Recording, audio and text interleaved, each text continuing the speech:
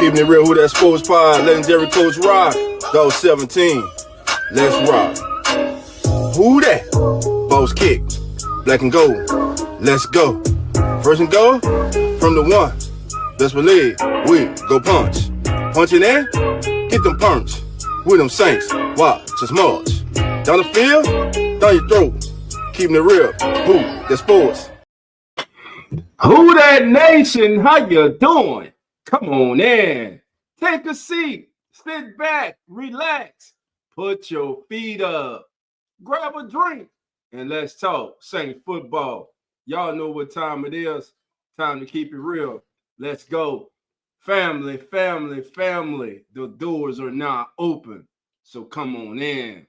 What's going on, family? Hope everyone's having a wonderful evening. Well, today was the day to make it official, family. But I was kind of disappointed in the day, family, because Sunday, Monday, and Tuesday, man, you know, it was pandemonium. It was craziness. But the day was kind of subtle, not as big a day as the tampering period was. But with that being said, all those signings, all those agreements that were made came to fruition today as players were able to sign on the dotted line. We'll go over some of the marquee signings around the league. And listen, let's start right here with our New Orleans Saints. As the Saints signed Justin Reed, Super Bowl champion, Louisiana native, Plaquemine Parish native, is back home in the booth, baby. And the New Orleans Saints get one of the top free agents out there. A surprise signing, something I did not see coming. But with the loss of Paulson Debo and Harris, losing them this week, this was a must, and might I say an upgrade at safety. So the Saints now have that young defensive back to pair with Tyron. And by the way, this would not be their first time pairing together. They played together with the Texans and the Chiefs too, I believe. So Tyron Matthew, Justin Reed will be your starting safeties. And right now, when you look at the top players on the Saints defense as of right now, Justin Reed is one of the top players on the New Orleans Saints defense. Justin Reed, Demario Davis, Brian Bresee, Tyron Matthew. Those are your top players right now on the defense side of the ball. And not to be left out, Cam is Cam. If y'all don't know, Cam has just announced that he's back, baby. He's excited. Cam is coming back to the New Orleans Saints. Cam will be in the building. We just got to get this. Hold on, family. I saw something. I don't know where this rumor's coming from, family, but there's a rumor going. I've been on numerous. I've been just going around the internet looking at various podcasts, and I'm hearing a lot of people feeling that Chris Olave is on the Saints about to trade Chris Olave. But of course, until I hear from Nick, from Ross, from John, it has no validation with me. But a lot of people, I guess you could say they're just hoping. They're wishing it comes to fruition that the Saints will put Chris Olave up for a trade. But that's something that caught my eye. All right, family, let's see who's in the building today. Who's in the house today right now? Learns, how you doing? Come on in. Autism Boycotters, how you doing? Come on in. J-Rock, how you doing? Come on in. Learn said, were you okay with Chase's contract? Yes, I was. Chase Young was given a one-year prove-it deal. Chase Young was one of the top defenders, pressuring the quarterback this season. He only had 5.5 sacks. I know everybody's going to get caught up. Well, he only had 5.5 sacks, though. Well, if you look and break down what he got paid, he's in the middle of the pack, like the 19th highest paid defensive end annually in the National Football League. Middle of the pack. only 25 years old. Of course, you're hoping on that upside. I mean, you're banking on the upside, the tremendous upside this young man has. He is talented. To me, like last stream, Chase Young was not a disappointment to me. Now, to some of you, he may have been because you put unrealistic expectations on this young man. Meaning you had the man getting 12, 13 sacks when the most he's ever had in his career is 7.5. The same that Brian Bresee had this past season. But now shifting into this 3-4 defense with Coach Staley, the Saints, listen, they looked at the film. They felt like Chase Young would be a good fit for the new system that they're implementing. I'm glad to have Chase Young back. Who else were you going to get? I mean, there was no monkey. I mean, the Saints ain't trading for Trey Hendricks. Y'all get that. A lot of y'all just be living in la la land. Trey Henderson is now down in the black and gold again. That's over with. But nah, I'm happy with him coming back. So you have Chase Young and Carl Granderson. And by the way, Carl Granderson has to step his game up. Carl Granderson has to step his game up. I love everything Carl Granderson did to earn his payday. But since he got his payday, the production is not matched. Carl Granderson got to step his game up. Has to become more consistent. Now, inside, of course, we went out and we got Gacho to bring him home to be that zero technique, that big nose tackle, that space eater, that run stuffer, which we definitely need is a run stuffer. Now, let me see. I got another question.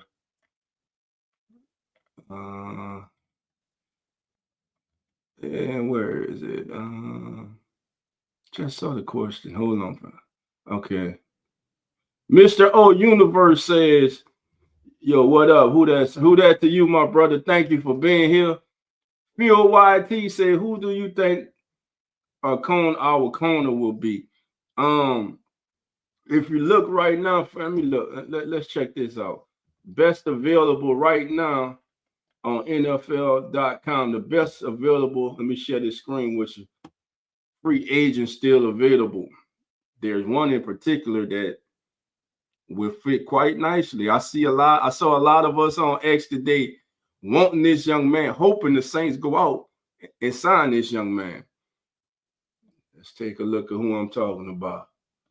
All right, this is Kurt. This is NFL.com. This is the top available free agents. Listen, there are a lot of players out there. Listen, we still need wide receiver help.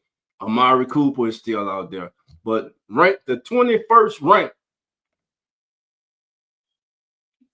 free agent is Asante Samuel Jr.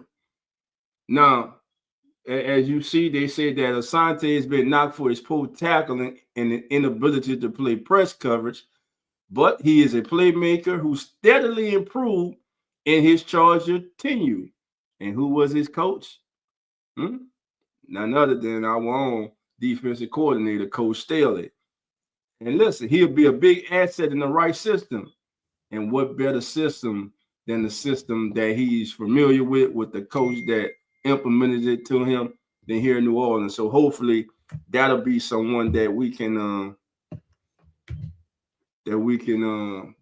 get. I thought I was muted. All right, family. Let's see. JT, how you doing? Blessings to you, my brother. Come on in. All right, what other questions we got? Granderson and Jawan need to step up. Yeah, yes, Granderson, of course. Jawan too, but Jawan actually, family, had his best season as a Saint. Over 500 yards, 50 catches. Let me pull it up. I ain't no guessing. We gonna pull Jawan Johnson up.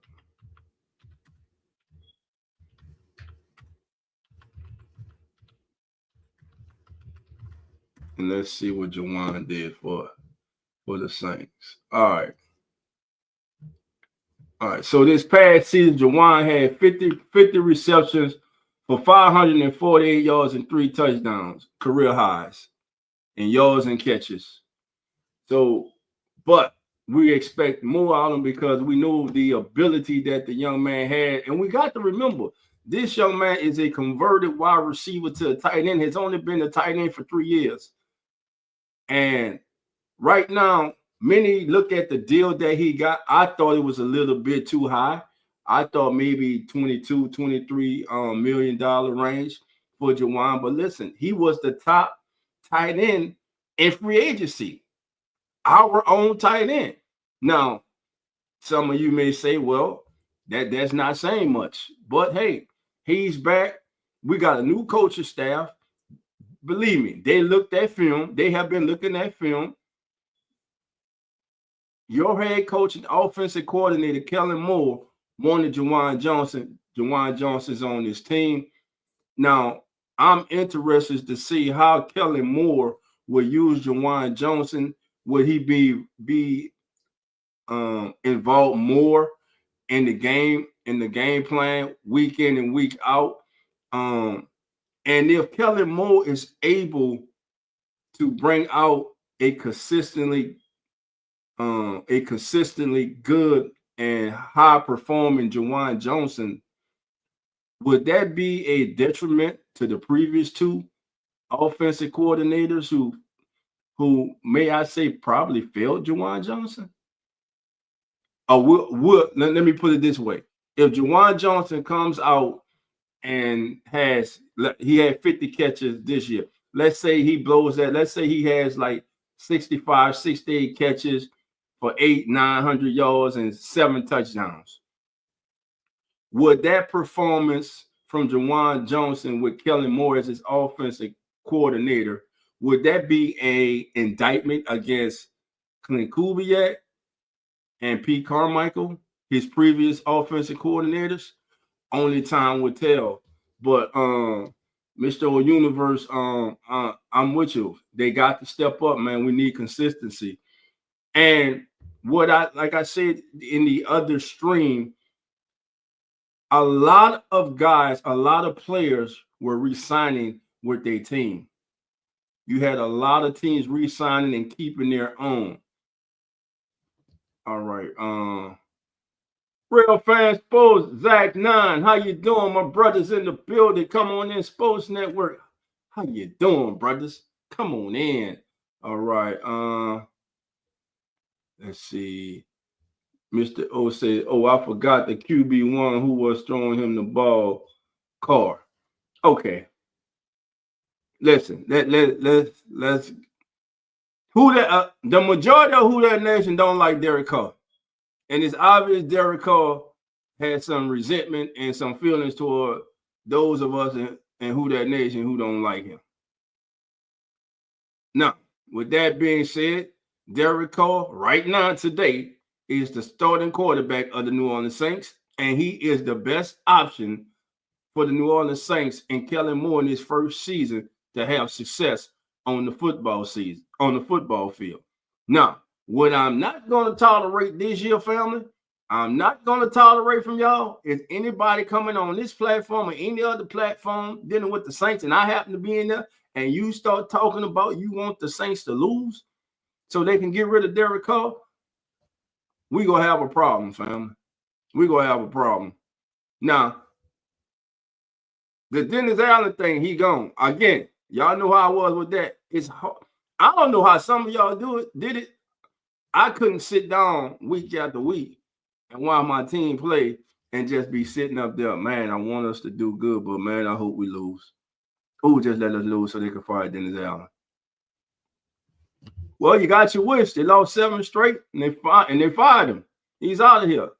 Now, as far as Derek Carr right now offers the Saints best opportunity to be successful. And one thing is clear. The Saints believe that they are closer than what we in who that nation or the national media or those around the country think.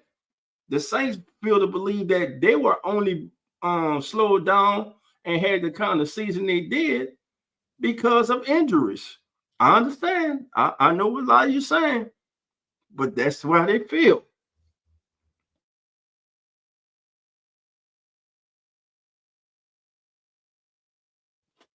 That's how they feel. All right, we got Booker say if Shador drop, the Saints better not pass on him. Booker, I'm telling you right now,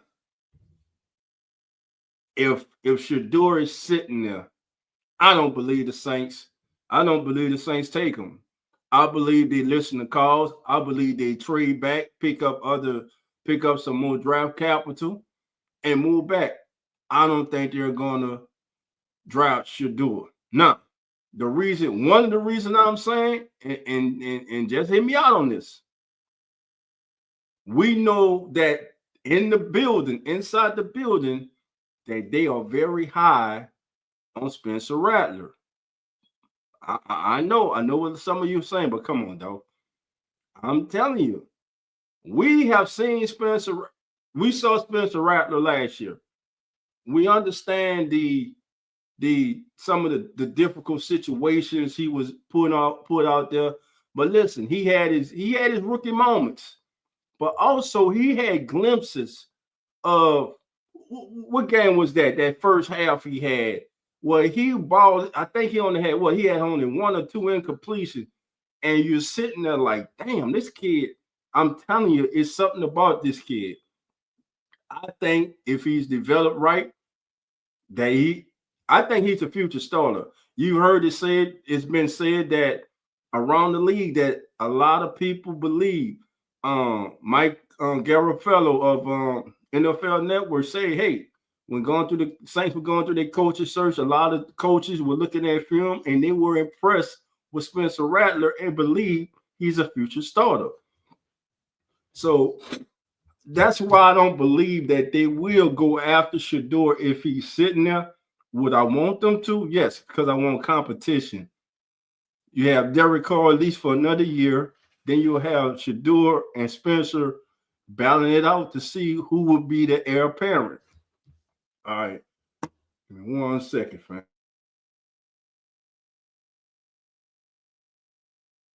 All right. Just keep coughing, fam. I don't want to keep coughing in y'all ear. But yeah, Booker, that's my thought on that, my brother. Autism says Derek Carr was pretty good with the New Orleans Saints, dog, keeping it. I mean, listen. Carr, I'm gonna say this. Some people ain't gonna. Carr wasn't the problem for the Saints last year. Now he had his moment, his medicine balls and holding the ball too long sometimes. But Derek Carr wasn't a major problem last year. The major problem with the Saints was, yes, injuries, but poor play. Inadequate reserves. I'm going to say it again. Inadequate reserves. The Saints' depth, the play. Ali Udo, my God, he gone.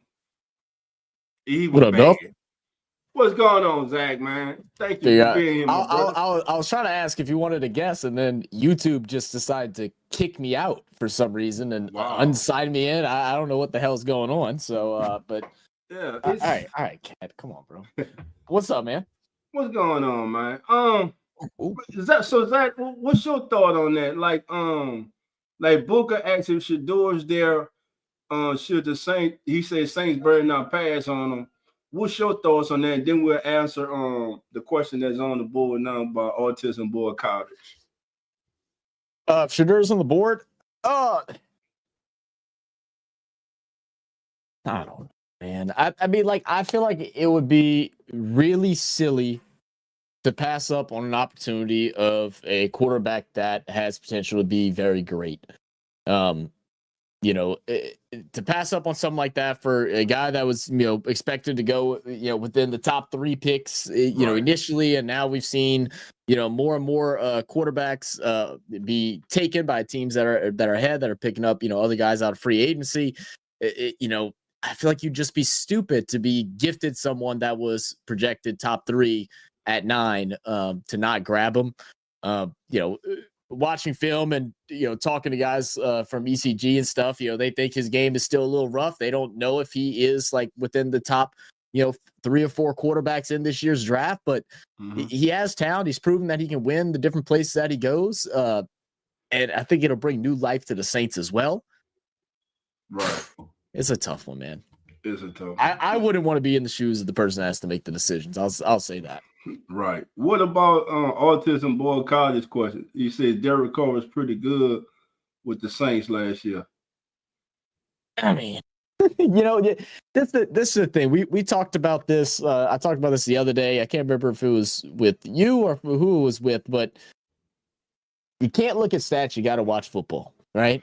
Stop reading paper and start watching games, because Carr had moments where he looked really good, a deep ball here and there that would connect for a long touchdown to Shadur or MVS or something like that. But was his game really complete? And I think that's where he fell short. Right. Mr. O Universe says likely speaking of the coaches, are watching film on offense and defense. I think the coaching staff can make this work. Again, Chase Young is not back here if Staley and Coach Moore say they don't think he'll fit what they're trying to do.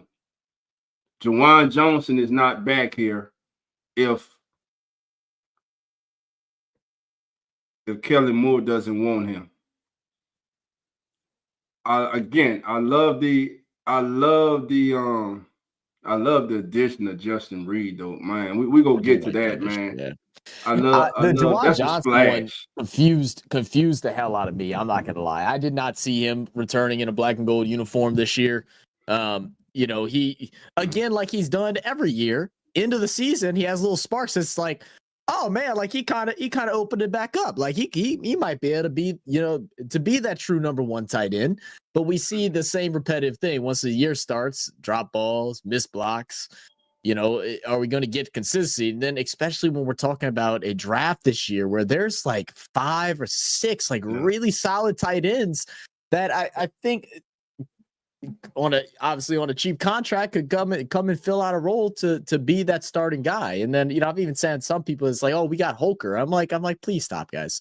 Like, please stop. Like, I mean, we didn't get to see much of him or anything like that, but let's not act like he's coming from Georgia. He's coming from Colorado State or whatever it is. Like, come on, man. But now, just because they re-signed Juwan, like you said, this upcoming draft is deep at the tight end position. It kind of matches the tight end draft 2 years ago.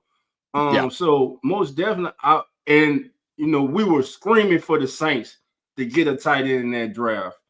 And of course, the tight end I want to play is in Buffalo. But I mean, listen, me and Coach wanted them. I'm telling you, we wanted them to do all this, baby. But I think even though they signed Juwan Johnson, like you said, you have Darlin Holker still here. We have the uncertainty with Foster Moreau, who's coming off an injury. So the tight end is still a big need, I think, for the Saints. And like you say, the free agent tight end market was not that great, guys. Juwan Johnson was ranked as the number 1 tight end. The free agent market for tight ends was not good. Yeah, So the free agent market for tight end, our tight end, Juwan Johnson, was number 1. So the Saints kept him. Now, many will look at what the price they paid. Now, I didn't think they'll match. Basically, he's getting the same contract as Zach Bowen got. Basically. Was it like what? I thought it was like 10 mil this year, I think, right? Is that what it was? I'm not sure. Let me see. I'll pull it up right now. Yeah. Now, let's see. His contract is set to 3 years, 30 mil, including 11 million signing bonus, 21 guaranteed. Yeah, so he's going to get about 10 mil this year. 10 million, which is, if you look at it, fam, that's not a lot. No. I mean, 10 million is not a lot. Now, it all comes down to, like Zach said, like you guys have been saying, with Juwan Johnson, it comes down to consistency from him, but also it comes down to consistency from the offensive play caller getting him involved in the game. Absolutely. Because I don't think there weren't too many games where when you would go into the game and you would say, Jawan Johnson is a big focal point for the Saints today. They're really Mm-hmm. trying to establish him today. What game last year did we go in? Did you watch the Saints play that Jawan Johnson played, and we're like, oh, they're actually trying to feature him today. They must have a matchup. I think there was one game where he was involved a good bit, but I think a lot of that was because of the injuries to our wide receivers. Right. Yeah, it really does confuse me too, and like this isn't even like trying to back Carr because I'm really out of that boat nowadays. But Carr has always been a tight end heavy quarterback, and the fact that there's never any like just full game plans to target the tight end more frequently never really made sense to me. Right. And let's see. So Trey, big bro, man, been a minute, fam. How you doing, man? Come on in, Trey in the building, baby. So Trey, Trey says I have O-line concerns. Rightly so. We do not have a left guard on the team. I'm gonna say it again. We do not have a starting left guard on the team. Nick Saldiveri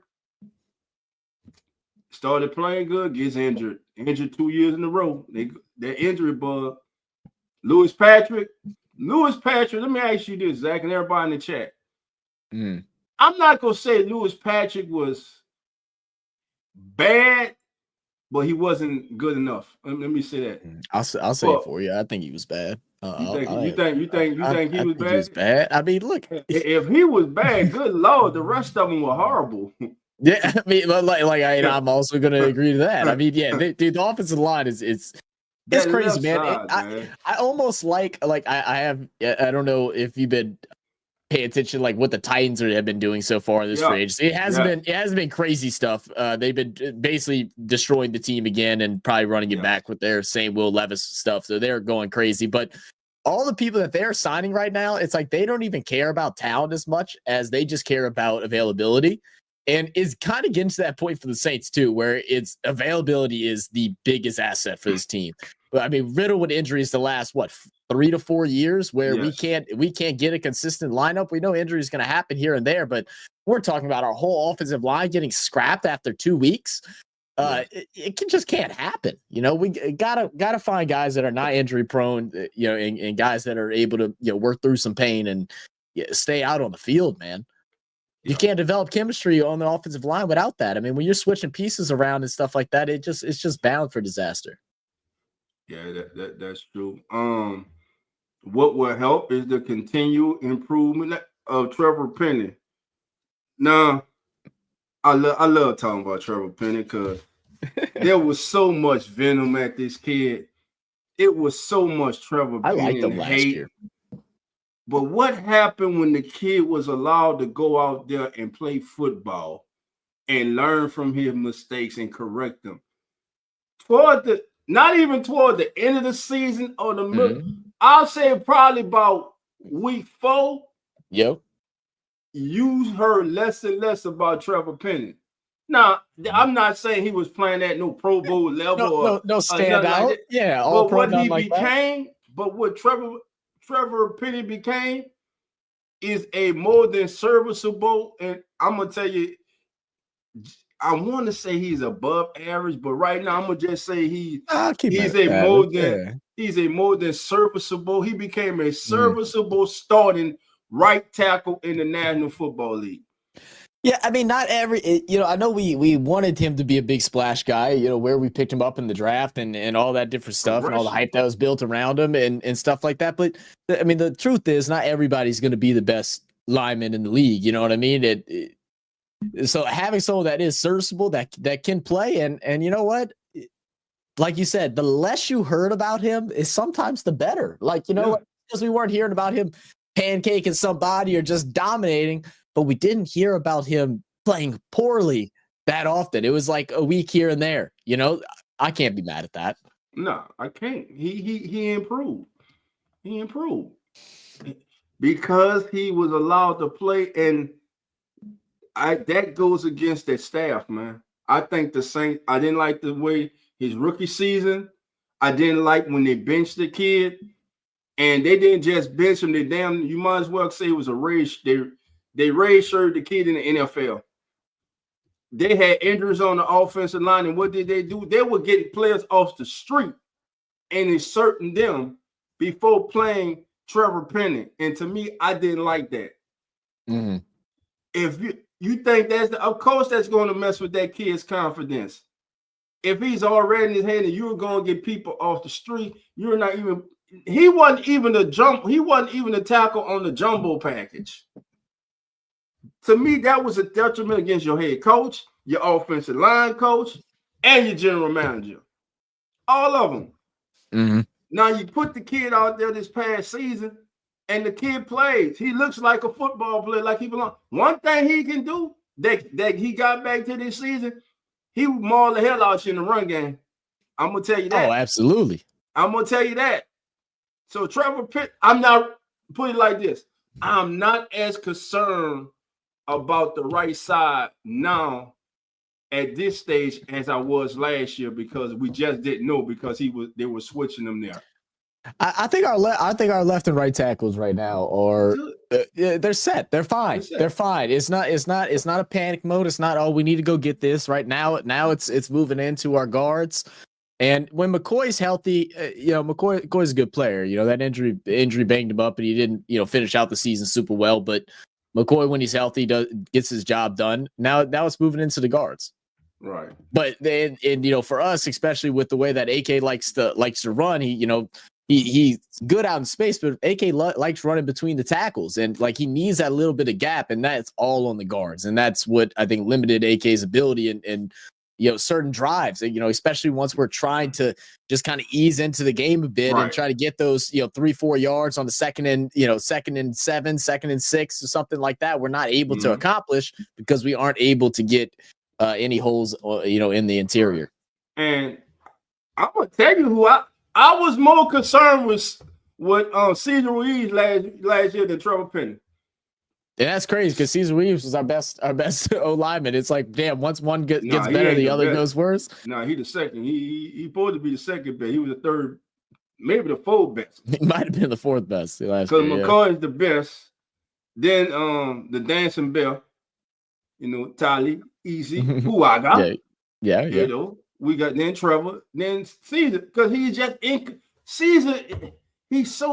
Caesar's a big athletic offensive lineman, but he's so but he's so frustrating because there are times, man, when he just like what was it, the Eagles game? It was a couple games when it's like he just whiffed at the defender. Like they go right around him, like he barely gets on him. Man, you're too talented for that. Consistency is the thing with him. He has to become consistency and help is the main thing with this team. And the Saints have to develop the young players that they have on this team right now. If this staff can come in and develop the young talent that the Saints do have on this team, because the Saints are not void of talent on this team. Help is number one. They need help. They need fairly good help this season. Period. Better than they have the last 4-5 years. Hopefully we can get that this year. And they must develop these young players. They must. Yep. It's time for, I don't know, like I said, I'm hearing all these different podcasts and thinking that the Chris Olave will be good here. Can't wait to I haven't heard anything until I hear from Nick Underhill, Ross Jackson, anybody. I'm not dealing with that. But my thing is this. It's time for Chris Olave. First of all, make sure he's right. He got to get stronger. He need to wear extra padding in his helmet or whatever for when he hits the damn ground. It's scary, man. I mean, it's what?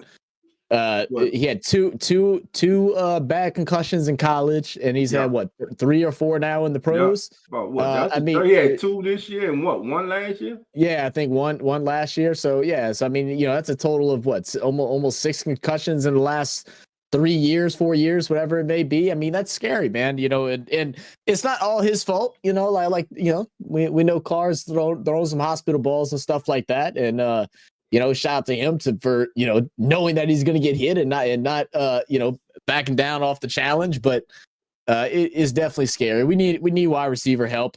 Before we go into that, I did want to mention, one thing you were talking about, like things that we need, is consistency and different things like that. I was watching Jono Barnes just a little bit while ago. So shout out Jono Barnes. Everybody knows who that is, man. Awesome shout guy. out Jono, man. Me and Jono, we're trying to get Jono on, man. We go get that right, man. Oh, Jono, come on here. Got to, man. Got to get my boy on here, man. Jono Ziggy, who appears on the Jono Barnes show, he was talking about system, and that was one thing that really stood out to me, is that we haven't had a true system in New Orleans in probably 4 to 5 years. It's been a while. Like, it just feels like it's been so much back and forth. All the years when DA was there, there was no system. There was no nothing. There was nothing. Like, we were exactly coming into games. This is what we're going to try and do. We're going to accomplish this, and this is how we're going to win games. That didn't exist. So prior to that, what do you mean? So by system, I mean like a game plan. Like, this is who we are. This is how we identify as a team. And if we're able to execute our system, then we believe we have a good chance at winning. That we have a better chance at winning than losing. We haven't had that. I would even say that even until maybe Sean's second to last year. Even that last year, we didn't have a system. And I feel like that's something that we're really missing out on. Hopefully, that's the one thing that Kellen Moore can bring into this organization, is creating his own system, bringing a new identity to the New Orleans Saints as to what we want to do on offense, on defense, and how we're going to go win games, instead of just showing up and just being like, oh yeah, we'll throw a ball here or there, we'll run a little bit, and hopefully our score is more than there. And that's something that family members and Who That Nation was saying, oh yeah, what is our identity? We had no identity. Or we're a running team, passing team, or we're a physical team, or we're a finesse team. We couldn't tell you. We couldn't tell you. All right, family, there are 46 of us in here. Please hit that like bell. If it's your first time, subscribe.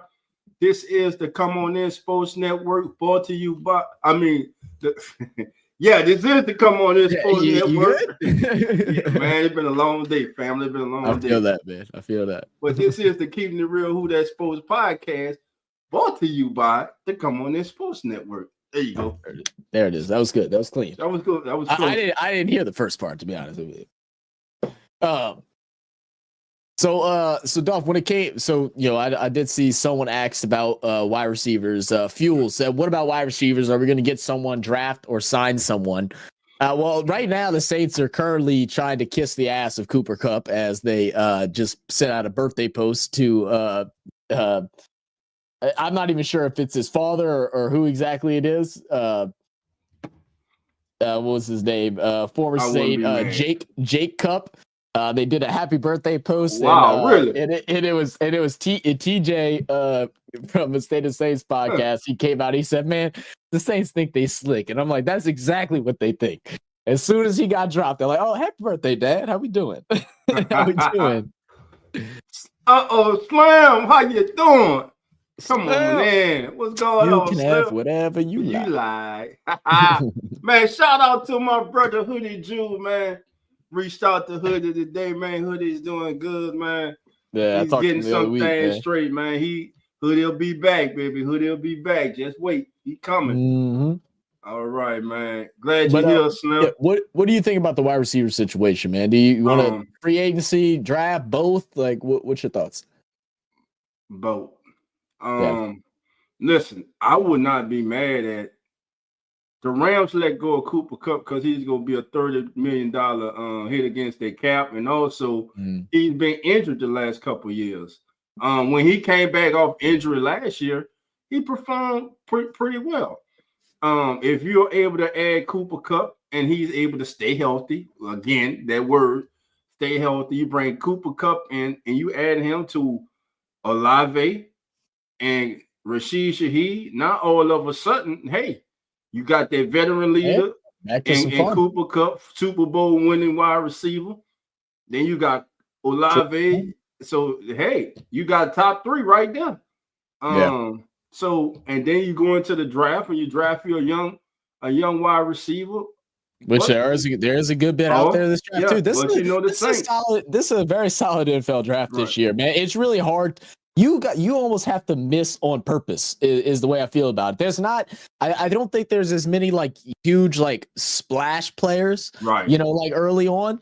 But as far as you are going to get players rounds 1 through 5 at least, you're going to get potential ballers rounds 1 through 5 that are going to be solid components to whatever team that they're able to be a part of.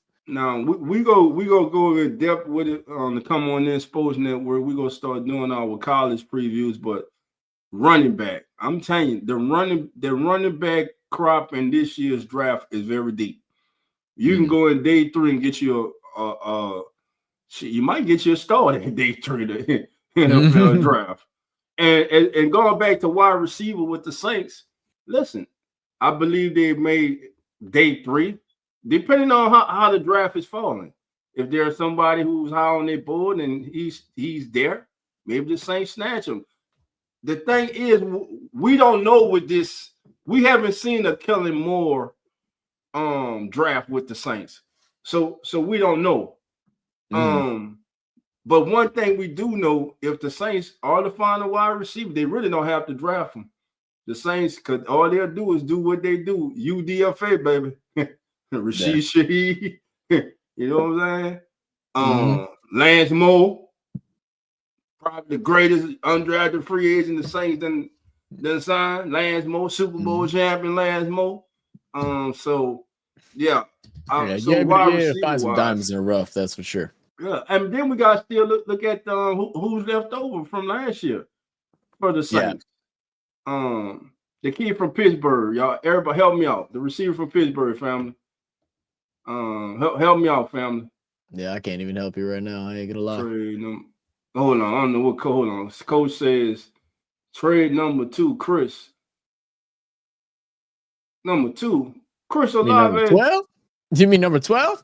Hold on. Are you saying? I think he's trying. Are you saying trade Chris Olave for the second pick in the man? Nobody getting you the second pick in the draft for no Chris. Coach, do you understand the value? Next show, I'm gonna get like a second round. I'm gonna get the chart, and so we did it last year. We're gonna do it again this year to understand what it takes to go. The Saints are at 9, so to go from 9 to 2, it gonna take some capital to go there. Yeah, Bud Means, thank you, G. Bud Means. Bud Means. I think Bud Means still had promise. He showed promise. He got hurt, so. I mean, I did see. Let's see, who was it? Giri said, "Dolph, what about Keenan Allen?" And I'll tell you what, I'm actually a fan of Keenan Allen, and you could and that's what I was gonna mention about the Cooper Kupp thing too. As much as I would like to get Cooper Kupp, and that'd be our big splash free agency signing. If we were to make that happen, that's gonna make everybody happy. But it's going to be expensive. And if we are in this, like, we don't even know what we're in. We don't know if we're calling it a rebuild. We don't know what it is. They're never going to call it a rebuild with a new head coach because they don't want to, put him in a bad spot to lose or anything. But Keenan Allen will be a cheap option. Yes. And productive. He's productive. I know people have worried about his hands when he was with the Chargers. Admittedly, I didn't watch much of him when he was with Chicago, but that was with a rookie quarterback. So I don't know how you want to judge that. But he was getting between like 10 and 15 targets a game with the Chargers. And he was bringing in around 80 to 85% of those. Right. I mean, he's mid route. He can go long. Like, he has the options. I like Keenan Allen. I'd actually would love that signing. Oh yeah. Coach said he meant, trade Olave. Trade Olave. Okay. What y'all think you get for Olave? Cause you ain't getting the top 3. Right now, you'll be lucky to get a 4. Wait, are you talking about trade him, be able to with your 9th and then probably move up to 4? I don't even know if anybody would do that.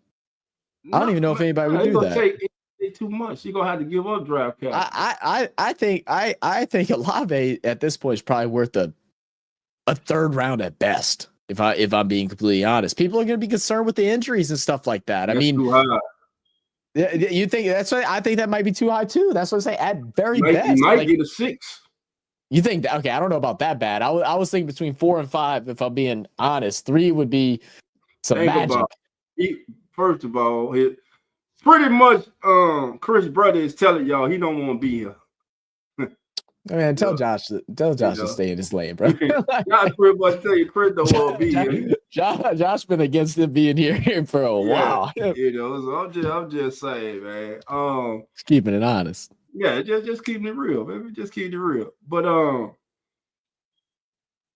Phil YT says, do you think they draft a corner with the first round pick? I'm looking at Will Johnson. Asante Samuel Jr. If they sign Asante, I think the Saints need to sign a veteran cornerback in this free agent period. They need to sign a veteran. That way, when they go into the draft, losing a Debo. Yes, have to. That way, when they go in the draft, they're not forced to have to go. Let's say at 9, and I think he will be on the board. If you have Will Johnson on the board, you got Tyler Warren on the board, and let's say you got Shador on the board. Now you got all 3 of them on the board, and you got Will Campbell on the board. So you got all 4 of them on the board. I just don't think you can go corner at number 9. Like, I think with us already having 2 pretty one second-year corner, a latte, third year, fourth year, third year. I think it's third year. Yeah. You can't. I don't think you can go young again. You need to get a veteran in there. If you go young again that early, I just feel like there's other places you need to fulfill that. I mean, out of those options, I don't know. I mean, like I said, if Shadur's there, I think you can't pass him up. I think that's a potential generational talent. I think that's someone you could possibly build a franchise around. And if he drops to 9, a projected top 3 pick at the earlier parts of the drafts, debates and stuff, can't pass him up. Lou Dub, for real, how you doing? You took the thunder from me. Listen, not just him, but Charles too. You like Rico? Hell yeah, I like Rico Pate. I like Charles too. Those 2 kids right there, Peyton and Charles, could change everything for that same secondary if they can come into their own. If Staley could get them to play at a high level, they can change everything.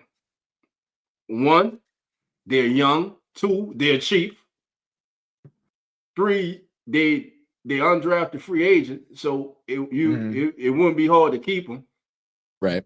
Then if they do let's say they have a coming out party and their contract is up, the Saints can put a tender on them. And I don't I get what you're saying too, but like we need a number 1 corner. Is Kool-Aid our number 1 corner? I don't think so. Is Alante our number 1 corner? No, I don't think so. That's what I'm saying. That's why I'm thinking like you said, like Asante Samuel, bring someone in like that, like might be the better move with that. Right. Yeah. I actually really like it. Once you mentioned that, I was like, I think that'd be a great pick. Hopefully people are thinking the same as us. I didn't see No Cap came in. He said this earlier and we skipped by it, but he said, I'm going into this season with a clean slate for more Tutty's sake. I still hate Carr and hope we have next QB1 after this season, but hope we hit on more Tutties so it don't set us back. Trade Olave to the I'm right there with you, No Cap. And how you doing, brother?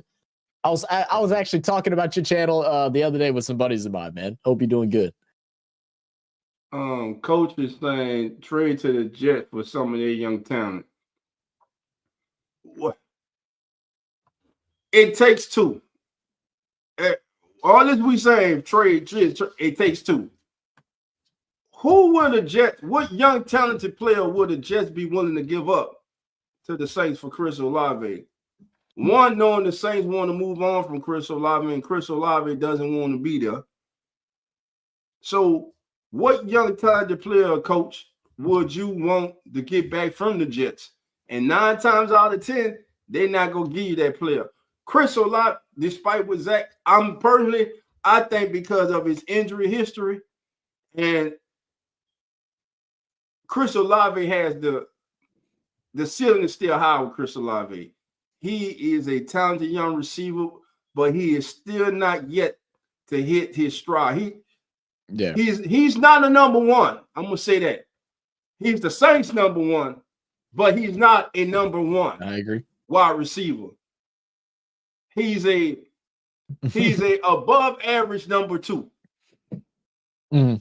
That's what I'm gonna say. He's an above average number two receiver, masquerading because he's the best thing the Saints got as the Saints number one wide receiver.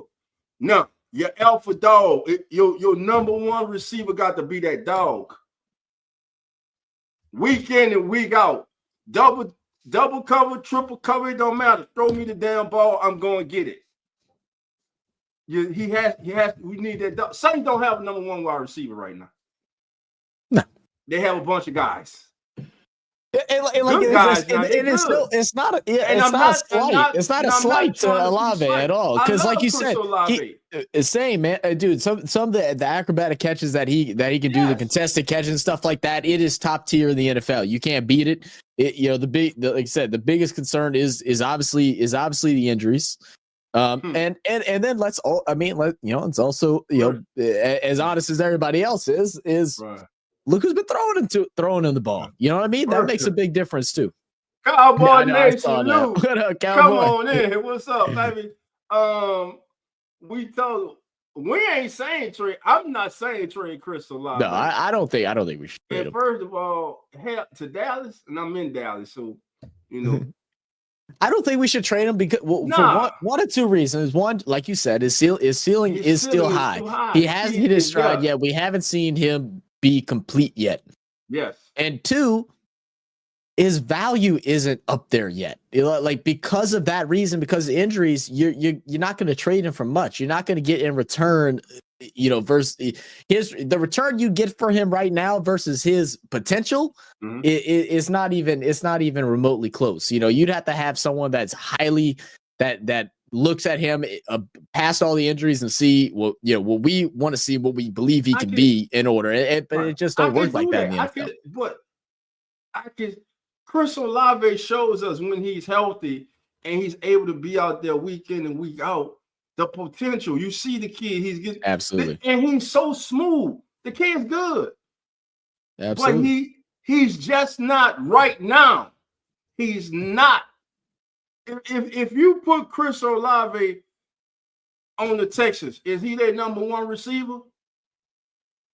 No, Nico Collins is. If you send him to the Packers, is he the number one receiver on the Packers with all the receivers they got? Nope, he just fits in with that group. It'd be close, guy. I think they're in the same boat because I don't think they have number one on their team either. Yeah, so I think they got a bunch of okay number twos. Yeah, that's what I'm saying. He goes to Dallas. He ain't that CD. No. All right, let's say before Patriots maybe. Well, that would be the same thing. The same reason. The same thing with the Saints would be the same thing with the Patriots. Because the Patriots right now don't have no receivers. No. Yeah, Patriots. Maybe Jags to complement now that they lost Christian Kirk and they just got Brian Thomas. Well, Brian Thomas is going to be the number one. Yeah. Maybe someone to compliment with neighbors in New York. What about Cleveland? Yeah, Cleveland. Yeah. But you can all see. Trade for what's his name from the formerly with the Broncos? Didn't he go to Cleveland? I don't know. I'm not 100% sure on that. Well, Cap says, what about starting Diggs? No,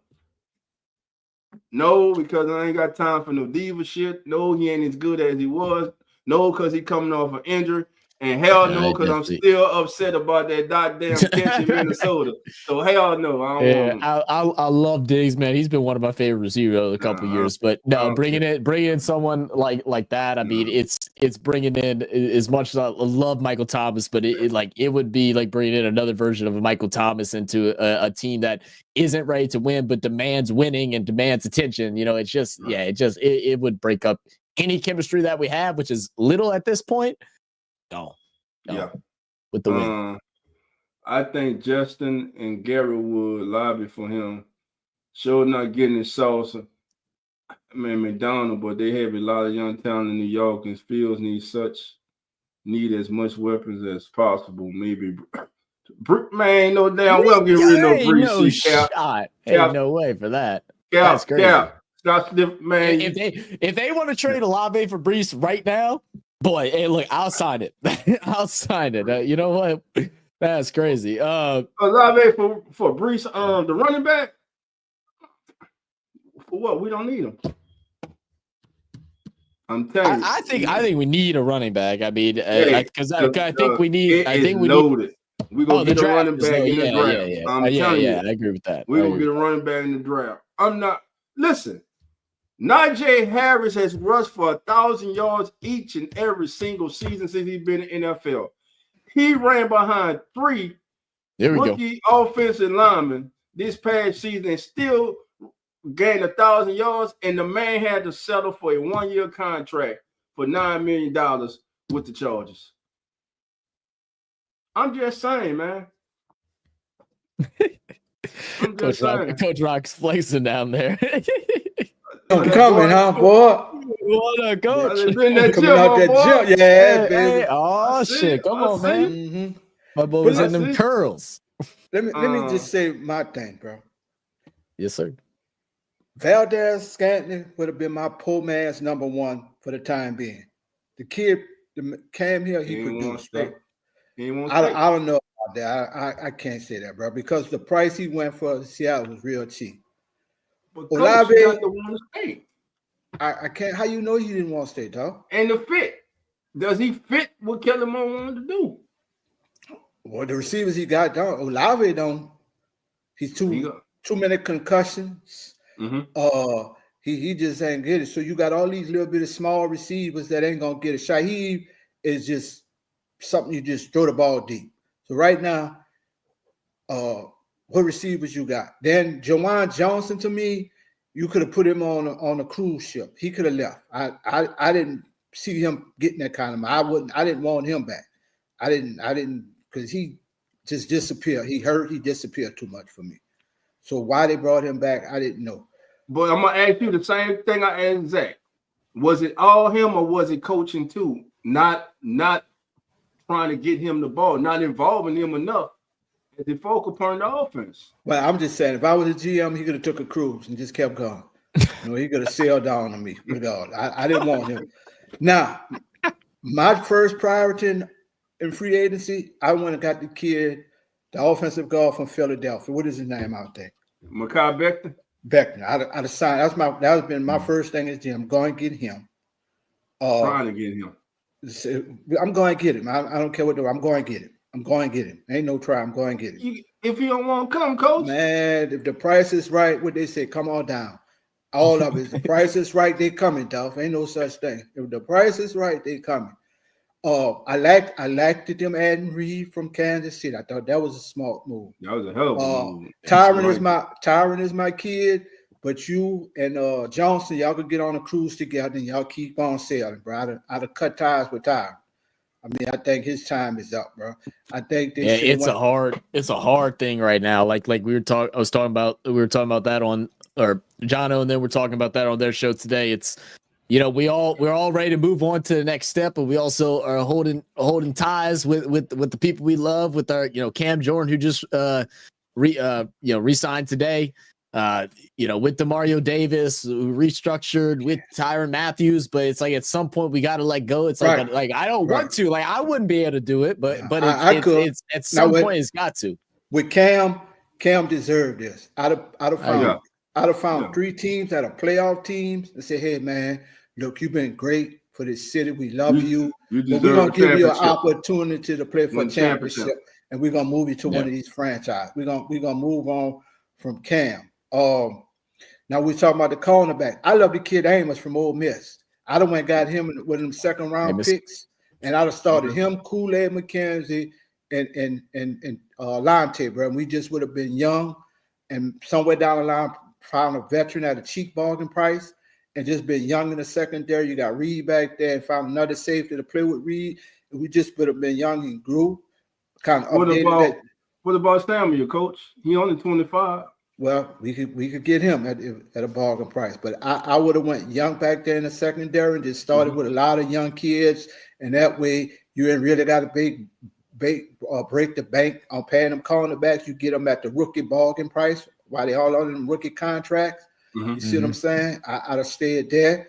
And I just think, I don't know. I'm trying to see what they're doing, man. I'm kind of. That's what we're all trying to figure out, Coach. It's what the hell? Are we rebuilding? Are we not rebuilding? We're not. The Saints are not rebuilt. They're not rebuilding. I know they're not. I mean, but it showed it. But it's like, okay, so we're just running it back. It's just a confusing thing. And then, of course, Jeremy come in here talking the facts to go along with what Coach had to say. Myles Garrett. He came back to the Browns for the money, and he wanted out. Money talks. Oh, Myles put on a complete masterclass of how to get what you want. He knew that he had no more guaranteed money. He came out, said, I want to win. I don't want to be here no more. I don't care. Started shopping, doing all this stuff. And then they go and say, all right, well, look, how about this much? He's like, I'll take that. And the one thing I'm going to tell y'all right now, and I'm going to hold fast to it, y'all hold me fast to it. Chase Young is going to have a Pro Bowl season. I hope so. I said it. I told y'all that when we was talking. If anybody could get the best out of him, Bo can get the best out of him, bro.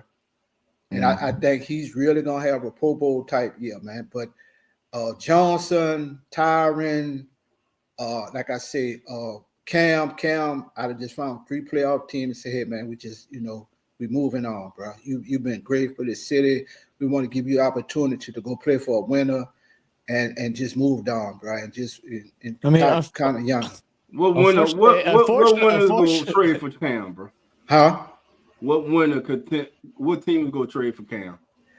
I don't know who might go after him, though. I don't know, bro. Some team. I know, but I'm just saying, like maybe now at this stage of his career, Kansas City, maybe they need somebody else to play with Jones, bro. Bad.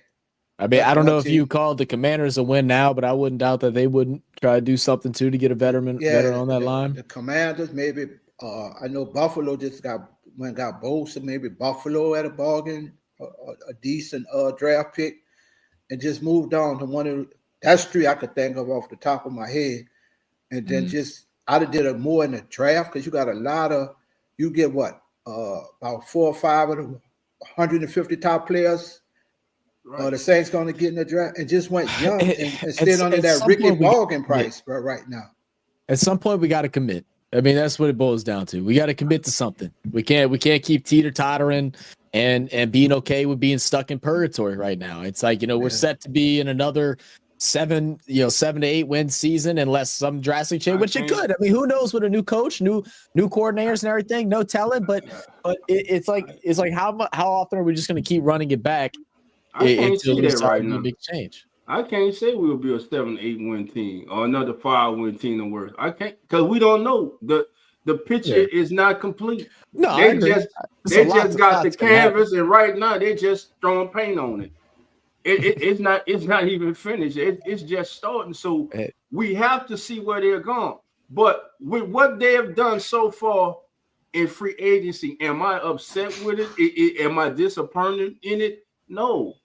I love them getting Gasho. Listen, none of us saw them getting Justin Reed.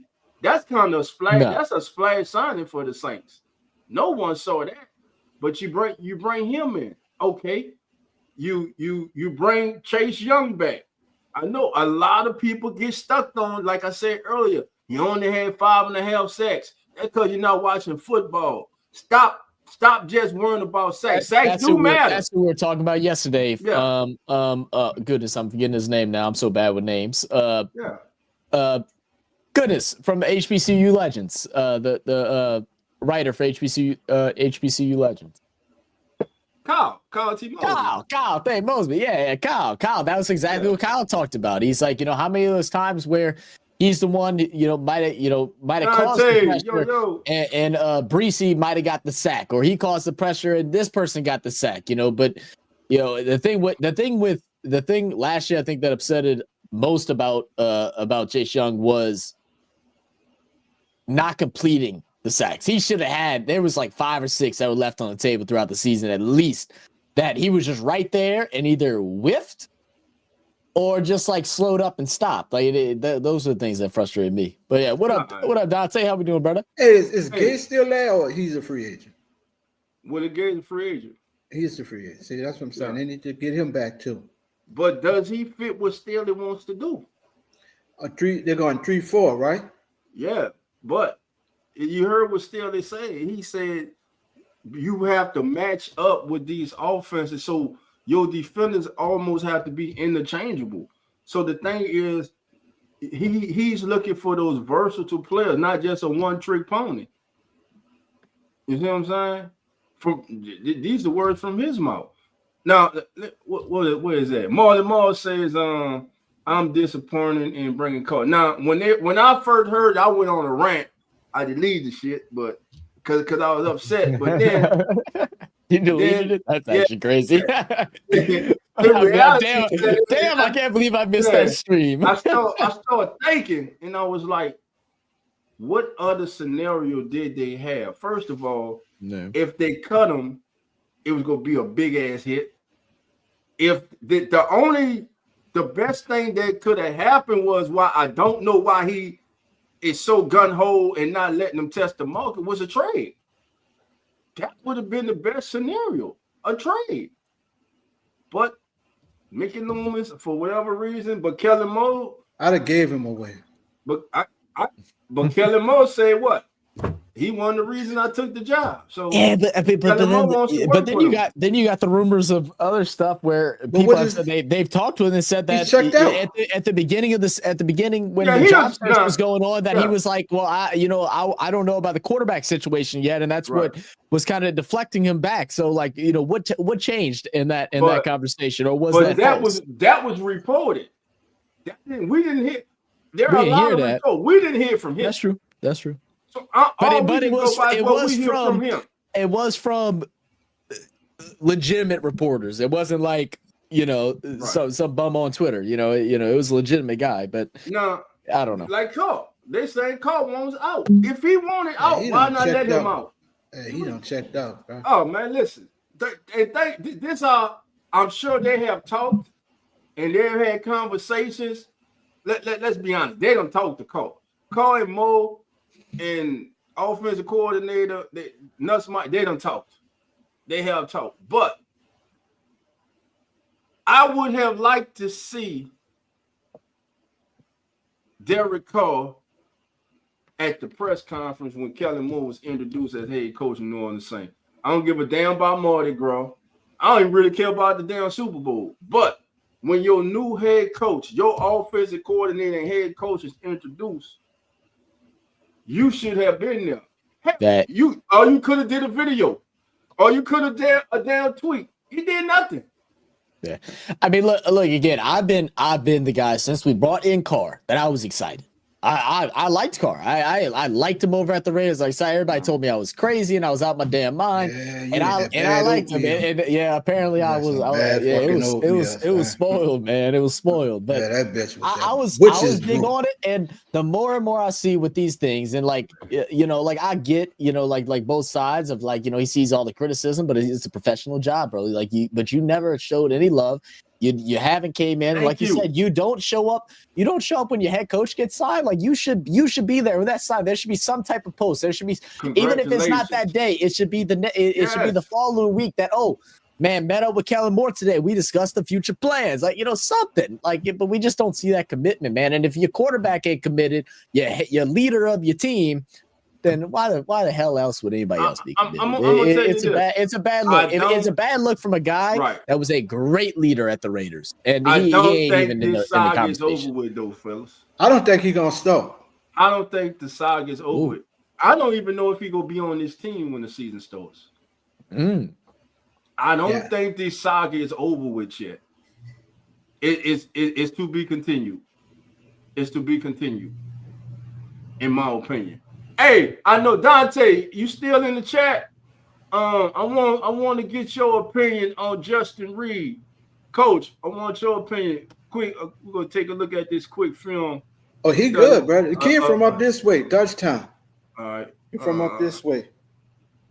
Let me see. Get that up there. All right, Coach. Get that. Big hitter. Physical. All right, here you go. Let's check this play out here, Coach.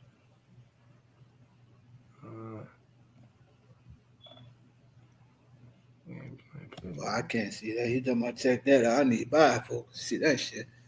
There you go. Made it big for you. You still can't see it? Y'all talk about that. I'm going to just listen. I can't see that. It's the same. It's a loss. I don't know. Okay, there we go. So this is him on them taking on the that's what he does, man. He comes down and he hits you. He will come down and hit you. He barely misses tackles. He's a good in the box safety. Dante, what's your thoughts on Justin Moore? For those who don't know, ECG, East Coast Gridiron, our brother Dante. Great content over there. And Dante is a scout, a NFL scout. Yeah, I just thought they were really going to go younger and get rid of a lot of these older veterans. And I thought if they brought Carl back, they would build a young nucleus and have it this year materialized. We know we could get rid of him next year and we could focus on getting our quarterback. But we built everything this year around having a young nucleus, and then next year we really just focus on the quarterback. Right. That's what I thought they really would do. Gotcha. Let's see. Says Justin Reed is a B+ safety, better at being an anchor than coverage. Gotcha. Okay. All right. So that's what Dante said. Dante thinks he's a B+ safety, better being an anchor than in coverage. So basically, you're saying he's a better box safety than in coverage. So Coach, with them going to Reed and Harris, do you think? Let me ask you this: do you think they should have found a way to try to keep Harris and moved on from Tyron? Yes. And even if you didn't get Harris, I still will go in the draft. I'm just about young, trying to save money and getting a lot of these youngsters under these rookie contracts, have some money and kind of build this team up, bro. All right. So right now, what would be? I think the next move. I think they got to address the cornerback room. Amos. Pull up the kid from, I don't know why this kid not a first round pick. I know Dante knows. This kid Amos is a shutdown corner. That's the guy from Ole Miss. Ole Miss. Yeah. What's his first name, Coach? I don't know his first name. I can figure it out. I got you. But man, this kid is everything you look for in a shutdown. Trey Amos. 23 years old. Yeah. Everything you look for in a shutdown. He's from Louisiana. He went to Catholic. He's from New Iberia. Yes. He's everything you look for in a cornerback. And if you could get him one of them second round picks on don't pass. If even you could come up and get him late in the first round at 30 or 29th pick, don't pass him up, bro. Don't pass him. Don't pass him. Let's see. He's ranked as the 6th cornerback by NFL Draft Buzz, 6'1", 195. Who's the 5 above him? The 5 above him are as follows. Number 1, Travis Hunter. Will Johnson from Michigan. Jahed Barron, the kid from Texas. I wouldn't mind him either. Siobhan Rebel Jr. from ECU from East Carolina. Dante, can you give us any information on these young men? Let me share the screen so y'all can see what I'm talking about. See, I put him up there. I thought I heard you talking about Siobhan Revel on Twitter, ECG. I put him right behind the boy. What's the kid from Michigan? Yep, there you go. That's what ECG saying. What Dante's saying. The best corner in this draft is Siobhan Revel, the kid from East Carolina. Dirty. How you doing? All right. And so what's the scouting report? Let's see the scouting report they got on him, man, right now. What's your thoughts on Revel, Coach? He's good. He's good, man.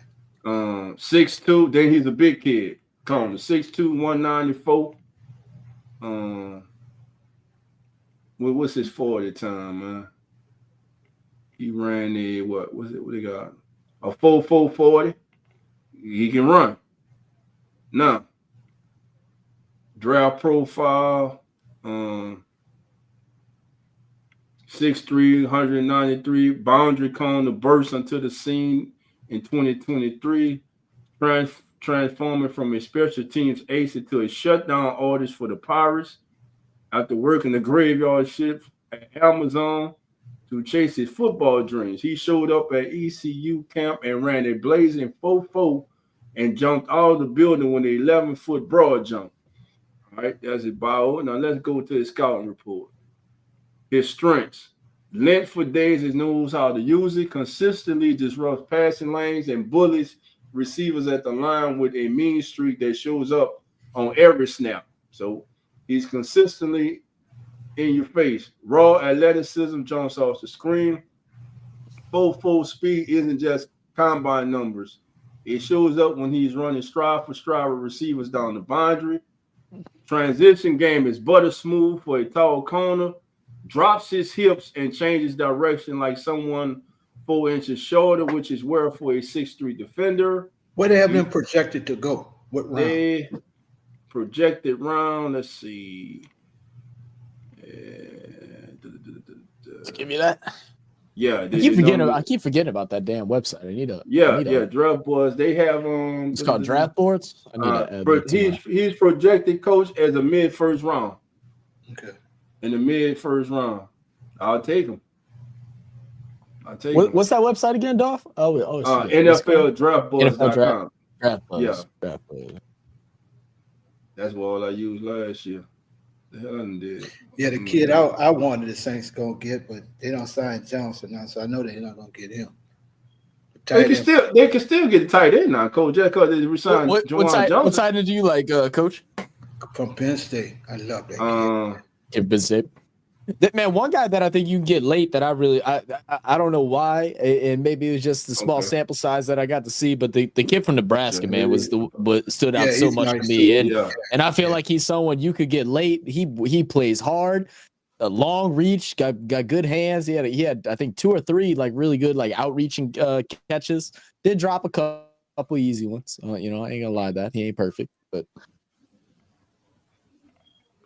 man. This is Joe. He ran a 4.39 40. Dante ECG said Will Johnson is number 2, not a deep corner class though. So it's top heavy. Corner class is top heavy. I like Amos though. I love that kid, bro. You like Amos? Yeah, I love that kid. He just has a knack to be around the football. He had 546 figure offers from Alabama and Georgia, but decided to stay and then tore his ACL. Damn. 6-figure, gotcha. Okay. Will Johnson. Like I say, I've seen some mock drafts where they're mocking Will Johnson to the Saints at number 9. I've seen. What's wrong? Will Johnson's a good corner. That kid's good. I don't think the Saints. I think the Saints need a playmaker on the offensive side of the ball with that pick. I don't want us to go. I don't want us to go corner at 9. I don't want us to go corner at 9 either. If they trade back, what's the big kid from the big receiver? Is that Arizona? What's the big receiver? Oh goodness. No problem. From Arizona State, right? Is it Arizona or Arizona? No, it's one of the two. The big receiver, tough. There you go, McMillan. Yeah, McMillan. Yeah. Yeah, him or the tight end, bro. I could even go running back. I could go your boy from Boise State. One of them 3. They need an offensive playmaker, man. I don't even think Jinx gonna be the best running back coming out. No, I don't either. I like the kid I like the kid from North Carolina. Yeah. He nice. But McMillan, coach, there you go, 6'4", 219. That's your number one receiver right there. That's what the Saints are missing. A 4.5. Running 4.5, ran a 4.5 40. How tall is he? 6'4". Oh, damn, that's a big boy. Yeah. So for his hands, they got him 76%. I don't need him to be blazing fast. That's why you got Olave and Shaheed. They stretch the field. But look at his route running though, coach. He's great. They grade him on his intermediate and short routes. He's at 92%. Short receiving is 85, and his hands is 76. We can work on get on that jug machine. Yeah. And they got him projected as a top 10 pick. What's the other he's kid? Ranked the number 1. Another kid. He's at Ole Miss. He's like 6'1", 6'2". Harris. Is it Harris? It's right there. Yeah, Trey Harris. Harris. Another. I think he like 6'1", 6'2". Yeah. 6'2", 205. He from Lafayette. Another one. 4.5, 440. What was he? QB rating when targeted was 143. Short receiving is 87. Intermediate routes, they got him at 95% success rate. In the deep threat, 96%. And his blocking, his blocking and hands is just as good as McMillan. And they have him as the number 5 ranked receiver on the board. One of them two, dog. So Dante, what's your thought on these two young men? Let's see. But I come back in that second round to get a Conda, bro. I come back in that second round to get a Conda. Yeah. And like you said, Harris, there you go, coach. If you like Amos, man, you think you can go up and grab him, even if you got to trade up a little bit. That's what I'm saying. If you can come back in that first round, I'm not mad with us getting another corner. I think we need a veteran corner. That's why I like the guy. Goodness, you just said his name, Samuel. I like that guy. I think that'd be Asante Samuel to bring a veteran over. But coach, if you're fully committed to bringing in youth, then maybe that's the best move. I mean, yeah. I mean that's how I would go. And like I say, you don't have to break bank on that right now.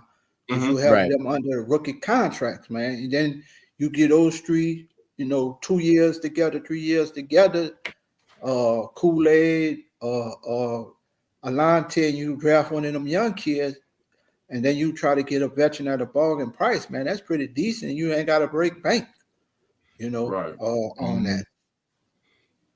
Man, how many damn lights we got? We done have over 60 people in here, damn it. Man, hit the hell out the like button. What's wrong with y'all, man? Stop playing with me, damn it. Came from work, you done this for y'all ass. Yeah, but I'm just hoping they go offensive playmaker with that 9th pick, bro. How about them doing the unthinkable and trading back? How far you want to trade it back? Depends on what their team's offering. I from 9, I wouldn't go past 13. But then at that point, is it even worth it? I mean, what are you going to get? Like you could do that to possibly bring you second back into the first at like a 31 or 32, whatever, 29. Are you trying to get depth in like in the later part of the round? Like, is it even worth it to drop back 4 places like that? Yeah, to get a second round pick. If I can add a second round pick.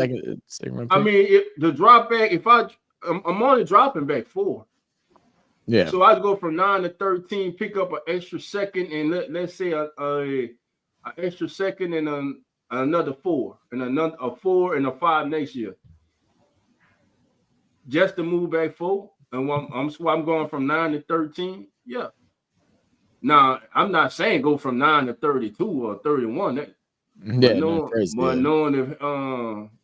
if he called Mickey, he might do it. His crazy ass, but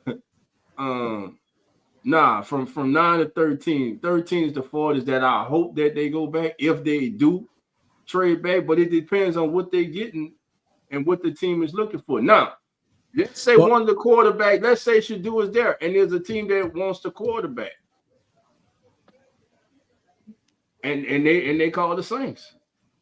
Matter of fact, let's look at the draft order. While you're pulling that up, I mean, the more I'm seeing about McMillan, that's who I'm getting sold at this point. That's what I'm talking about. I've been saying forever that we need a big body wide receiver again. We need it. And the fact that he's big and also good at the short and intermediate routes, it's something that's been missing. Again, we got the long balls, man. We got Olave, we got Shaheed. We need something intermediate because the tight ends hasn't been working apparently. So what's the next thing? And your boy been working out with him. Who's that? Spencer Rattler been working out with him. Has he been? I didn't know that. Yeah, they've been working out. He's been working out with him and his 2 other kids that's in the draft. Spencer been working out with these kids, man. All right, so Tennessee, Cleveland, the Giants. Quarterback all 3 of them need a quarterback. I don't know what the hell Tennessee doing. New England don't need one. Jacksonville don't. The Raiders need a quarterback. Despite trading for Geno. They signed Geno. They ain't going to get a quarterback. But they still need a quarterback. All right, let's just say they pass quarterback. The Jets, do they still take a quarterback after signing Justin Fields, which is really a proven deal? It's really not committing to him being the franchise quarterback. Carolina's set. The Saints can use a quarterback, but we'll see. I think the steal of the quarterback draft to me, hands down, is Dalton. Period to me. Here you go, right here. He'll be a late round. You say Dalton? Everybody keeps saying Dalton is the. I love you're gonna get ECG hot. He can't stand that bug. I love Dalton. I'm gonna tell you right now. Ole Miss, man. I'm gonna tell you right now who will be the top quarterback if he was taller. Dylan Gabriel from Oregon. I think Dylan Gabriel is underrated. Him, Tyler Suck from Louisville, and then the kid from Memphis. Yeah, from Memphis. Yeah, those are the quarterbacks that I think are being overlooked and could turn out to be better than the top quarterbacks in this year's draft. I'm telling you. I can see that, but I just love Dog, bro. What you love about Dog, Coach? He got a good name, man. He got a good quarterback. He spins the ball well, bro. Mm-hmm. He's mobile. He can move. You know what I'm saying? You got to have a quarterback that can move in the NFL. He can move. He's mobile, and he spins the ball well, bro. If you watched him on the combine, the NFL thing, he dropped some pretty passes in, bro. Yeah, and he's been like that in the SEC. I saw him in person. To me, they blew him up. I watched him play in the SEC. He balled now. I just don't know if I think he's being projected as the number 3 receiver basically because he played in the SEC. No, quarterback for that. I don't think I'm telling you, I just like Gabriel. I think he's been Gabriel nice. He just short. That's the only thing. If he was 6'2" or 6'3", I guarantee you they'll be talking about him as the top quarterback in this draft. He just short. That's it. ECG, what's your thoughts on Gabriel? He was letting that thing spin there too at the Senior Bowl. I think he had the highest velocity pass at the Senior Bowl on the first 2 practices. I don't know if someone beat it in the third, but I think at the first 2 he had the highest velocity pass. Like Dante says, Dart is not an NFL quarterback. Okay. Well, I'm telling you. Okay. I'm telling you who I love, man. I love that kid, man. I love those 3 kids I said, man. I think those kids go. But everything, though, depends on where these kids are go, man. That's what everything depends on. That's the biggest facts right there, man. It really does not matter. None of this stuff matters unless there's a system and a thing in place to make these guys be great and really show their abilities and their talents. And that's my biggest concern with us drafting a quarterback, because we haven't had any success in the history of the Saints of developing a quarterback. And it's definitely a risk. It's obviously a brand new coaching staff for the most part, and that could make a big difference. But I still have my I don't know. I still have my doubts. And I'm gonna say this before I go, Jeremy. If you watching this, beware of them goddamn Denver Broncos. Greenlaw going to the Denver Broncos. Man, this is still gonna be something nasty over there, bro. Man, I know we talking about the Saints, but what the man? San Fran just said, you know what? We five very most consistent season, no Super Bowls though. Break it up. One bad season. Let's just get rid of everybody. No Hufanga, no Greenlaw. Thank you. The only person they kept is your boy. Who that? The linebacker. I don't know why I can't remember his damn name right now. Warner. He's all they got. All they got, and both that's all they got left. It's crazy, man. The way they tore that thing to pieces. Some of them are some of the Niners fans are happy. Other ones are like, some of them are upset, and then others are like, well, this is how we win football. We're preparing for the future, and I'm like, all right. Then they signed a tight end from Jacksonville. Today. Oh, they signed Ingram? Oh, yeah, that's big. Ingram. Wow. Yes. I can't believe Ingram to sit underneath Kittle. What does that mean for the future? Because Ingram he went to Denver. He went to Denver. Oh, he went to the Broncos. He went to the Broncos. I was talking about the Niners. That's crazy. That's big. Yeah, he went to Denver's getting scary. I'm telling you, man. That's scary out. Yeah. Bro. That's who's that running back? Are they drafting a running back in the draft, or do they pick somebody up? I haven't paid much attention this past week. They're gonna get a running back. They're gonna get it back. Williams, he signed with Dallas. Cowboys. Yeah, he's with Cowboys. Yeah. Which they still need what? They still need a wide receiver and a running back, right? I mean that really is it. I mean, like Courtland Sutton. I mean, I like Courtland Sutton, but if they can get a number one, if they can get a number one in the draft, or if they could make a signing in free agency, boy, they go grab Kupp. That's what I'm thinking. If they go grab Kupp and then grab a running back in this draft, oh man, Denver might be Scary Island. They gonna be a sleeper, Island, man. Bro. Jeremy, the Stampede about to become a fucking Rowan herd, boy. I'm telling you. Y'all better watch them. And I hate the Broncos, but y'all, man, they picking up nice pieces, bro. ECG, how'd you feel about Ingram going to Denver? I know you're a Jags fan. I know you were a little upset that they were releasing him. Let me just say this, Cap. If the Saints were Miro is not going the first round. No. And it's not because I got nothing against the kid's talent. I'll give him third round. He is just not ready, right? Again, it depends on where he goes, but whatever team he does go to, they build a system around him. They have to build a system around his skill set. But that's what you're supposed to do. Yeah, they can't take him and try to force him into their system. Something else. They have to build an offense around his strengths. I'm gonna tell you right now, him in Philly, I think that's the good. I mean, that ain't gonna happen, but that would be crazy. Why not? Why would it, man? They just got an MVP quarterback. No, I'm just saying in the third round, fourth round. Why not? I mean, to have him sit on the bench and then never see the light of day anytime soon. Like, I don't know about all that. He'll play once they got everything wrapped up preseason. Come in mop up duty. I wouldn't want to. I wouldn't want to see someone like Milroe who's gotten a bad rep because of his intermediate routes, as they say, has been bad. But throws a great deep ball. Knows how to runs the ball like hell. Doesn't run first, but knows how to run the ball. I hate to see him go to somewhere like Philly, sit behind him for 3 years, and then never get a shot and just be a certified backup for the rest of his career. To me, and I'll be right back, guys.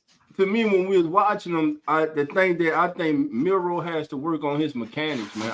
He gets sloppy in his footwork sometimes. He's not consistent. So that's my thing with Milroe. But listen, we about to get ready to get on out of here. Free agency is here. The signings are official now. like I say, I was kind of disappointed, Coach. I don't know about you about today because Sunday, Monday, and Tuesday, man, the phone was just going every 2-3 minutes. You grabbing your phone, just wait for a next announcement about who's agreed to what, man. But today it was kind of quiet, man. You know, I get everything just became official today. No big signings, and I'm tired of Aaron Rodgers shit. I'm tired of this. Now, not early this morning, it was reported he's gonna decide today where he's gonna play. Then they come out later on talking about it's gonna be a while, bro. You only got 2 places you can go, bro. It ain't that hard, bro. Flip a coin, damn it. It ain't that hard while you showing pictures of your ass walking on the beach and shit. Pick a team. I like to see him with the Chicago Sky, man. He's trying to set up his What up, Skyler? How you doing? What's up? I think his reputation is like a cancer now after what happened with the Jets, bro. Yeah. I don't think these younger players want to be associated around him. I'm glad you said that. I'm gonna let you finish. Okay. Yeah, I'm gonna rebuttal that. That's what I thought. But I was listening to NFL radio, Pat Curran, and they had I forgot, I can't remember the gentleman's name that covers the Jets. The players were upset that the Jets let Aaron Rodgers go.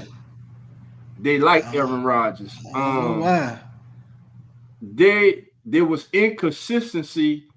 He was upset about the firing. Now, contrary to reports, this is what I heard today on Moving the Chains, Sirius ASM Radio. That what your boy be on. Listen, y'all get on it, man. Everything NFL all day, every day. So he was upset about the firing of the coach and the GM. And there wasn't any, they say he was upset about players not being held accountable. That's what Rodgers came out and said?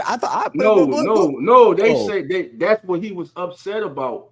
That the Jets not holding players accountable. And he was upset about the coach getting fired. Now, y'all done heard me on here calling him a coach killer. Because I thought he was the main culprit behind. Yeah, because I thought he was the reason why the GM got fired and why that. Because I like Robert Saleh. I don't know. Did he get picked up by anybody? Yeah, he went back to Frisco.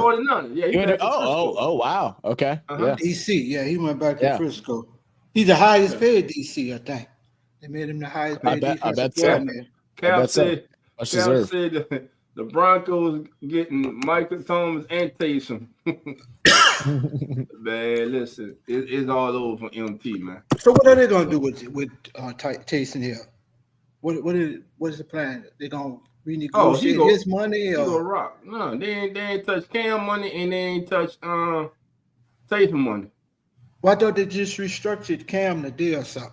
Did they restructure? I know they re-signed, but I didn't know they restructured. No, I think they touched his contract a little bit, bro. Restructure.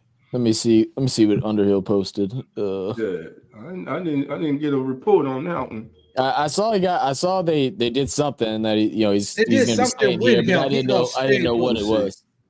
Let me see. I got Twitter open right now. Cam Jordan, the Saints agreed to a rework contract for this season, according to source. So it's a rework, but we don't know exactly what that rework is yet. All right.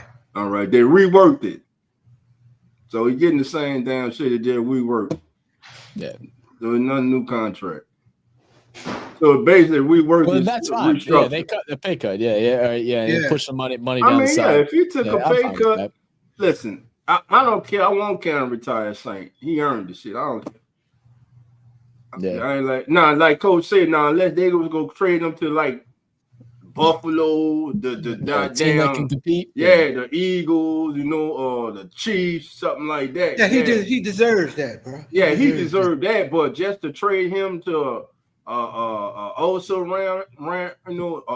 a social ass team. Nah, I can't do him like that. Nah. Cap got a question for you, Coach. What you got? He said, "Do you like Dart over Sanders for the Saints, and how come?" Yes. I just like Dart, bro. I just like everything about it. I just think he's just a franchise type quarterback that I would build my franchise with. That's all. What's everybody got their own. What's his thing? His arm strength. That what you like? The arm strength. He's real good in his film study. I've heard a lot of great things about him. I'm watching him play. I love how he spin the ball. I just like him, bro. I just like him. Not taking. I'm not taking nothing away from none of these quarterbacks. It's just who I like. If I had a franchise, that's who I would start. And it's not taking nothing away from Shador. None of that, bro. None of that. Gotcha. Well, look, Coach, I see you rocking the Coach Marvin team, man. Tell everybody we got the camp coming up in just a couple months, man. Tell us a little bit about it. It's year 10, bro. My 10th year doing this camp. It's coming up June 28th. And this year, I started this year. I wanted to honor. I'm honoring 3 people. I did 2 that's present, 2 coaches that have been involved in the New Orleans Recreation Department for over about 30 years. And this year I'm doing a special one. He's not on there. Coach C, Coach Roland Cunningham. Coach Cunningham, Dolphin know him. He'll be 93 years old this year, man. He's one of the oldest coaches in North. And I want to give him, like you said, you talking about Renard's father. Yeah. I wanted to give him his flowers while he's living, bro. He's 93 years old, man. He's one of the oldest, and he's still working with kids and everything. So it's a free camp, man. Bring the kids out. It don't cost anything. They get good coaching. We doing a thing. Craig is going to do a seminar. How parents, we really talked about this as far as parents understanding youth football. We've got to tone this down with the parents, man. It's too much fighting and the killing and the fussing. So we're gonna kind of talk about that, bro. Adults, bro. Yeah. So the camp is teaches the kid, but we're gonna talk with the parents, and we're just gonna honor some people, man. So it's like 3 different phases. I got Oliver Thomas coming out. The city council coming out. They're gonna do a proclamation for Mr. Cunningham. They're gonna give him something from the city. Just a lot of people gonna come out, man, and it's just something for your kids to come out. It's free, don't cost nothing. They're gonna have fun. I got so focused production. They're gonna give every kid a bag and a water bottle. Still working on some other stuff, so it's gonna be a great camp, man. And like I say, it ain't gonna cost your kid or you one dime. Just bring them out and be ready to put the work in. Girls also. Yeah, and the young ladies, I know the young ladies in the football. Come on out there. That's right. Yeah, it's all about having some fun. It's all about the community. Yeah, getting out there, playing some football, learning a little bit about life while having some fun. It's the best of both worlds, man. It's amazing. It's amazing what you do, Coach. Yeah, I'm proud of you, big brother. Proud of you. Yeah, but yeah, like I was saying, man, no knock on none of these quarterbacks. But if I was a GM, that would be my quarterback to start my franchise. Gotcha. Well, look, family, before we get on out of here, man, on the Come On In Sports Network, would like to welcome our newest member, Cowboy, Mr. Emmanuel Cowboy McFarland has joined the Come On In Sports Network. He will be the host of, a lot of y'all ain't gonna like this, who that's. He will be the host of Come On In Falcons. That's right. So we got our own Falcon content creator. He will be representing the black and red, baby. Them dirty birds, baby. They will be and the Atlanta Hawks as well. On In Sports Network as well as the Atlanta Hawks. So congratulations, the Cowboy. I know he's at work right now. He's listening. Welcome to the team, my brother, and can't wait till you get to work, man. And again, man, we here for you. How they sound, Coach? How they sound? That's how they fly, baby. They even sound like those damn Falcons. They sound like plucking roosters. Boy, the way that Falcon be getting shot down out the sky. That's how it sounds.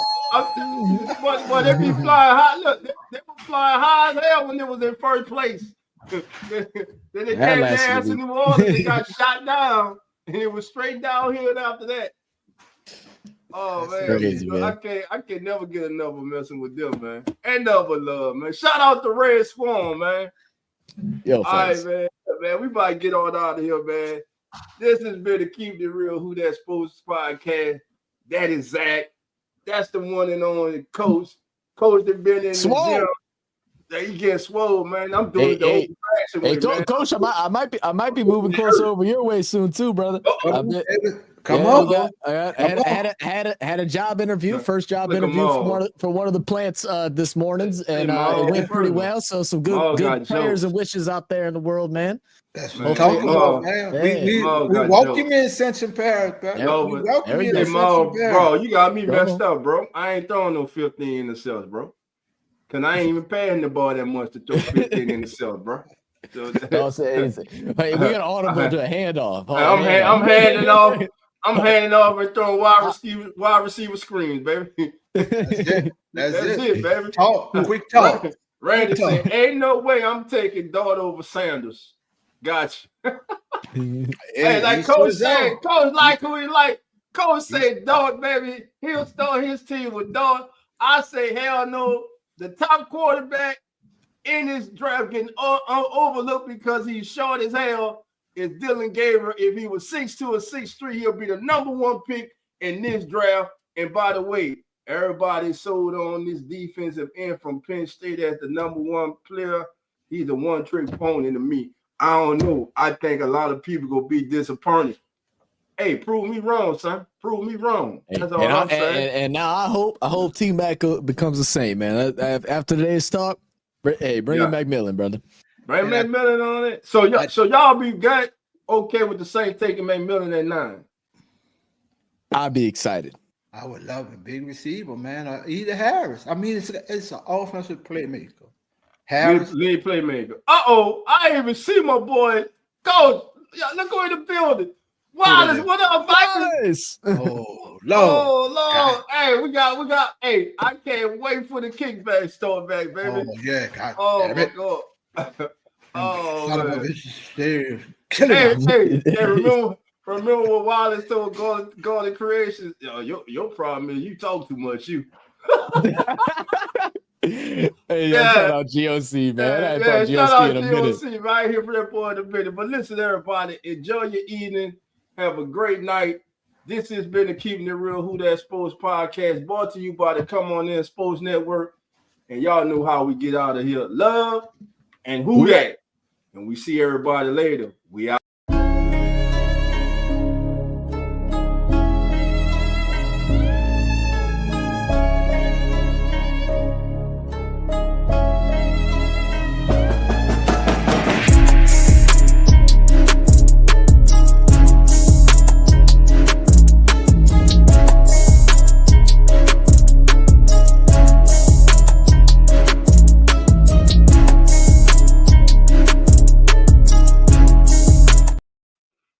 Appreciate it, my brother.